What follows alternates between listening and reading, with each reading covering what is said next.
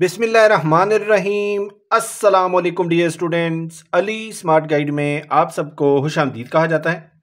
हमारे पास as series का एक इंपॉर्टेंट क्वेश्चन है जिसकी स्टेटमेंट है A is younger than B by 7 years। If ratio of their ages is 7:9 then what is B's age. Question की statement में बताया गया है कि ए बी से 7 साल छोटा है। अगर उनकी एजेस की रेशियो 7:9 हो तो क्वेश्चन की स्टेटमेंट में पूछा गया है कि बताइए बी की एज क्या होगी। अब हम इस क्वेश्चन को सॉल्व करते हैं। डियर स्टूडेंट्स, हम सपोज करते हैं कि जो बी की एज है ये है एक्स। तो क्वेश्चन की स्टेटमेंट के मुताबिक जो ए की एज है वो बी की एज से 7 साल कम है। बीज एज -7, तो ए की एज होगी x -7।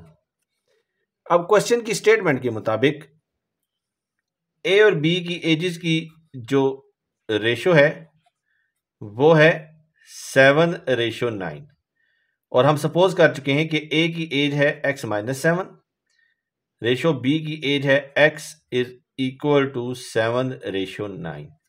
अब हम इसको लिख सकते हैं x -7 is divided by x is equal to 7 is divided by 9। अब हम इनको करते हैं क्रॉस मल्टीप्लाई, तो हमें हासिल होगा 9 into X minus 7 is equal to 7 into x.